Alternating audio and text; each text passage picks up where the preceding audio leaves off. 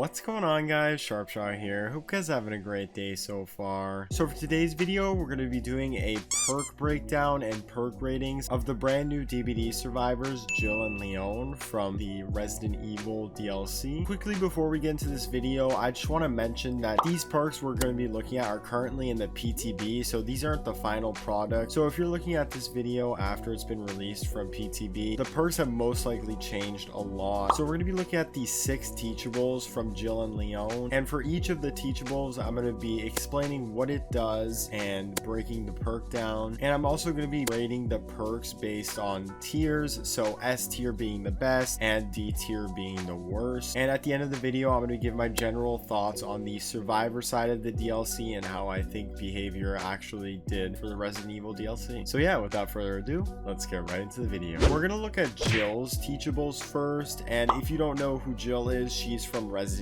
Evil 3. Her first teachable is Counterforce. Counterforce is a totem perk that basically lets you cleanse totems 20% faster, and every totem you cleanse you get a 20% stackable speed bonus on cleansing the next one. So hypothetically, if you were to cleanse all 5, you'd be getting a 100% bonus on cleansing the last one, which means that you cleanse the totem in half the time almost. And after cleansing a totem at tier 3, you get to see the location of the totem furthest from your location for 4 seconds. Being able to cleanse totems a lot faster is really good in this DBD hex meta with the Ruin and Undying or Devour Hope and Undying combos that you see a ton of killers run. You'll always have killers that run hexes, so being able to cleanse the totems really quickly is really good, and also being able to see the totem furthest from you lets you knock off the 5 totems really quickly if you really wanted to, because every time you cleanse a totem you also see another one, so it's really good information overall. So I would put Counterforce in B tier. I think it's really good in this current meta being able to cleanse totems faster, but at the end of the day you don't really need to cleanse totems that much faster. It's really convenient, but the amount of times that you're getting pressured by the killer to cleanse a hex totem, for example, is really minimal. And when you have perks like Small Game that lets you track totems a lot easier than this perk, I feel like it's a little more viable to use. But if you're using a totem build or you have inner strength or something, this is always a pretty useful perk to run, so it's sitting right there in the average B tier. Jill's second teachable is Resurgence. Every time you get unhooked with Resurgence, you're automatically healed up to 50% at tier 3. So this is really good if you have a med kit or something. You can get a ton more charges out of it because you'll only need half the charges to fully heal yourself off hook, and it's really good for your other survivors too because they can heal you a lot quicker off of hook. They can heal you right under hook and you don't have to run around injured anymore. So I would put this perk in A tier because if you get unhooked twice, you'll already be half into the healing progress every time at tier 3. So if you had brought a med kit that would give you 1 full heal, like a common med kit for example, you'd be able to get 2 heals out of that med kit. So it's really good in letting you preserve your med kits if you bring one into the trial, and it also just saves time when you're getting healed by survivors in general. So it's just overall a really decent perk to have. Jill's last teachable, which is my personal favorite, is Blast Mine. Blast Mine is similar to Repressed Alliance in the sense that it's kind of a gen trap perk. When a generator is repaired to 66%, you're able to use Blast Mine, and when you click that activate ability button, it puts a trap onto that gen for 45 seconds at tier 3. You'll know that you put the trap on that gen because the gen changes color, and if you run away from the gen it'll be highlighted in yellow. If a killer interacts with the gen and tries to pop it or something, they get blinded and stunned for a couple seconds, and when they had broken the gen it actually doesn't break the progress. So if they actually want to kick the gen and take progress away from the gen, they're gonna have to interact with the gen a second time. So what's really good about this is that after 45 seconds at tier 3, if the killer hasn't interacted with that gen, the trap just goes away and goes right back to you, and you can use it again on another gen if you want to, or reapply it to that same gen. So you're always gonna constantly be able to use it. Either the killer gets stunned at that gen or they ignore it and you get it back and you can trap another gen. In the current meta of DBD, this counters a really good killer perk in Pop Goes the Weasel. So if this perk does make it to the full game, you're not going to see a lot of killers run Pop anymore. Instead, you're going to see a ton more killers run Ruin. So I would put this perk in S tier in my opinion. In a 3-gen situation, this can be really clutch. It makes the killer waste a ton of time because they have to kick the gen twice and wait for the stun to go away in between from blast mine. If you're on a gen and you see the killer coming at you and you have this, you can quickly trap the gen, and if it's really far into the progress, instead of chasing you, the killer will most likely try and pop the gen, and when they get blinded, this will give you an opportunity to hide and run away and escape from the killer really easily. Overall, this is a super useful perk that you can get a ton of use out of, waste the killer's time, and it's honestly a really fun perk to use. Moving on to Leon, who is from Resident Evil 2. His first teachable is Bite the Bullet. Bite the Bullet is sort of an iron will, but for healing. Whenever you're healing, whether that be healing another survivor or self-healing, you're completely silent. You don't do any grunts of pain. The little heal noise you hear in the background isn't there. And a nice little bonus, if you fail a skill check, you don't trigger a loud noise notification for the killer to see or hear. You also only lose 1% regression at tier 3. So I would put this perk in C tier. I know a lot of people will disagree with me on this, but based off the fact that you aren't really healing for a lot of the trial, and you can honestly go games without healing at all in a trial, whether you stay injured or you're staying healed and away from the killer the entire time, you're going to get much more out of Iron Will, which will hide your grunts of pain throughout the entirety of your injury state, not just when you're healing, if you would with Bite the Bullet, but if you're trying to be super stealthy and putting this on a stealth build with Iron Will and a bunch of other stealth perks, this is definitely a viable option. Leon's second teachable is Flashbang. I'm super excited about this perk because it's a brand new perk style that we've never seen in DBD before, which basically lets you craft an item. After repairing generators for a total of 50% at tier 3, you can go in a locker and then craft it by pressing the activate ability button. The item you get to craft is exactly like the firecrackers from the Chinese New Year's event. It's called a flash grenade. You drop it down and then it triggers an explosion, and anybody in that explosion gets blinded, and for the killer, if they're away from it, it also gives them a noise notification. So this means if you drop it next to them while they're carrying a survivor, it'll actually drop them, so it'll be like a flashlight save, which is really good. You can't actually bring this flash grenade outside of the trial. This is only something that you can craft in game, and it stays in game. So I love this perk. It definitely